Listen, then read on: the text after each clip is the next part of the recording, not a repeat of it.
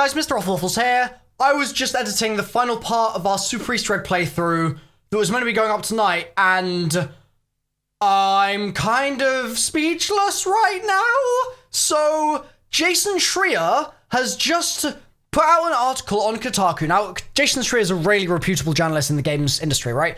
Jason Schreier has put out an article saying, sources say COD 2020 is in upheaval as Treyarch takes over and plans Black Ops 5. What? The article says the following. We're just going to read the whole thing. Obviously, credit to Jason for doing the reporting here. Next year's COD has gone through a major upheaval as publisher Activision informed developers this week that studios Raven and Sledgehammer, which until now had led the project, will no longer be in charge. Instead, according to 3 people familiar with goings-on at the companies, Treyarch will lead development on a new Black Ops for 2020. What? It's a significant shift for Activision's massive first-person shooter franchise, which is one of the most lucrative video games on the planet.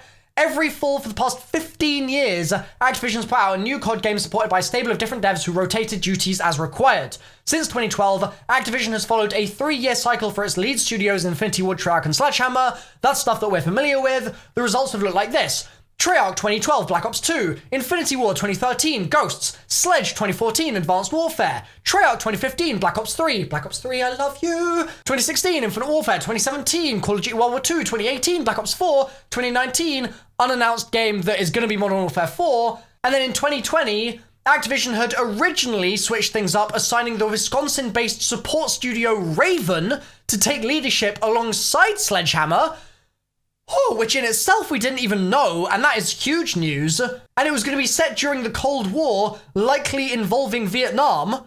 And now, as of very recently, that's changed. That was a cool idea in itself. But Treyarch, based in Santa Monica, California, is in charge of leading the charge for Black Ops 5 2020. Bro, according to those briefed, Treyarch will take creative leadership on this new Black Ops, while Raven and Sledge serve as support studios for the game, transforming the work that they've done on their own single-player story into a campaign for Black Ops 5, which will also be set during the Cold War. Okay, so at least we're keeping some of that work. That sounds great. This may be a welcome return for fans who criticized the lack of campaign in Black Ops 4. It will likely be a cross-gen game to coincide with the launch of the next PlayStation and Xbox, which is coming in fall next year. What this means is that rather than getting 3 years to make their game after Black Ops 4, Treyarch will only have 2.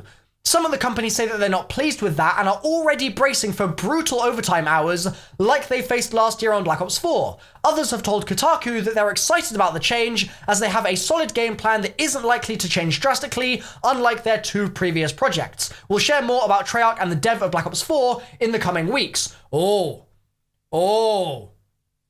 Okay. So that's really interesting. I want to pause on that point.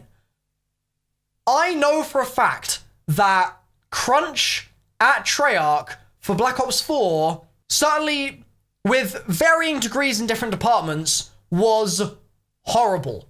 Like really, really horrible. And I don't think that it was as bad as it might have been like way back during like Black Ops 1, Black Ops 2. As far as I'm aware, that was a lot worse, but Black Ops 4 crunch was pretty nasty from what I've heard. And so I'm really glad to see that Kotaku and Jason are doing some kind of expose on that environment that was created within the studio, especially in the context of the fact that Anthem had an article recently go out about the horrible stuff that was going on in the development of that game and how poorly the devs were being treated there.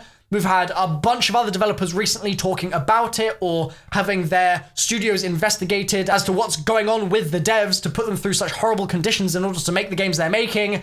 Epic have had a thing recently with Fortnite. Those devs have been working absolutely all the time trying to sustain that insane juggernaut of a game that Fortnite has become. Crunch is just a problem. It's a huge problem in the industry, and so it's good news, as far as I'm concerned, that Jason is finally talking about it for Call of Duty. That's great, and I'm glad that the devs are talking to him, or whoever is talking to him is talking to him.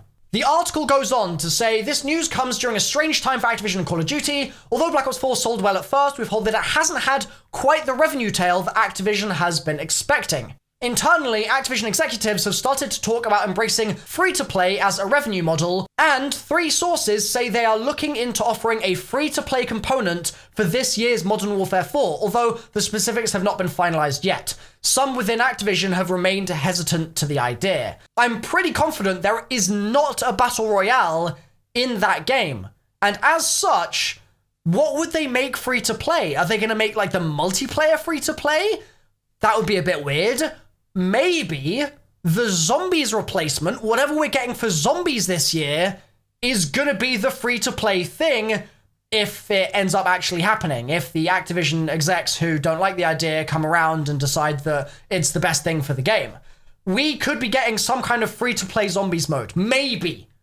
Potentially. Which would be insane, dude. Like, that would be wild. I don't think it's going to necessarily even be zombies. I think it might be something else entirely, but the third mode, essentially, could be free-to-play. Mind-blowing. Genuinely, I never thought that would happen in a million years. And again, granted, it's not confirmed just yet, but the kind of signs are pointing in that kind of direction. Holy smokes. The past year has also been rough for Sledgehammer. In February 2018, Kotaku broke the news that Sledgehammer's founders, Condrey and Schofield, had left the studio. Although Activision has spun it as a promotion, saying they'd take on new executive duties, it was very clearly an ousting, and the two quietly exited shortly afterwards. Earlier this year, Condrey started a new Silicon Valley studio, where he's recruited dozens of Sledgehammer staff, and Sledgehammer has been hemorrhaging employees over the last few months, much to the dismay of those who remain. One primary reason behind this Call of Duty upheaval, according to 2 people familiar with the happenings at Activision, is the tension between Sledge and Raven, whose staff are said to have argued frequently during the past year of development on COD 2020. 2 people familiar with the project described it as a mess. Now, both studios will serve as support for Treyarch as the publisher prepares to release Black Ops 5. Oh my goodness me! We're getting another Black Ops game this soon?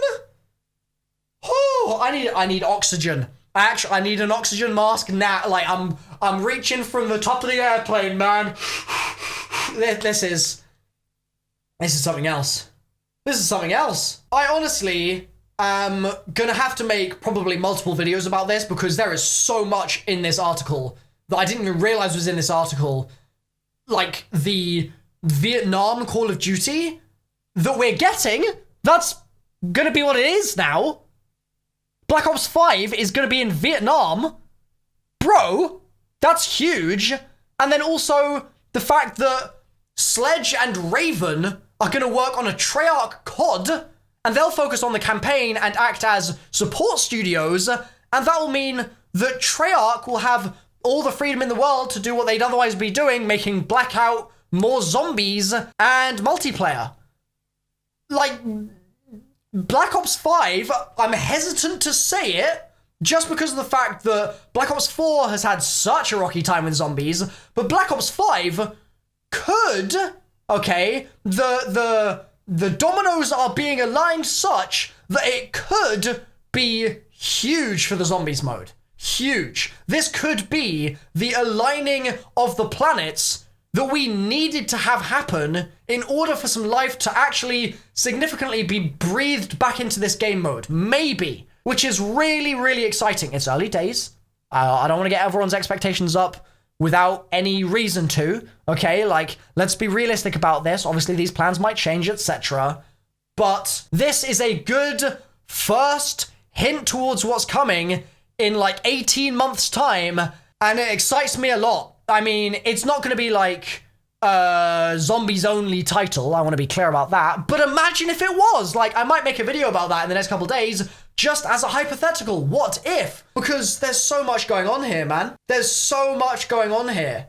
And I'm just blown away that we are getting Black Ops 5 in Vietnam with zombies, Blackout, probably, multiplayer, and whatever the hell campaign Sledge and Raven are able to contribute to the project. I mean, that's 2 pretty much full studios working on just a campaign. I'm sure they'll help out with the other stuff as well, and maybe even put more stuff in the game.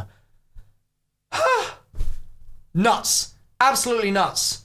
Guys, if you're excited, drop a like on this video. This is huge news. I'll see you very soon in more videos about this. Wow.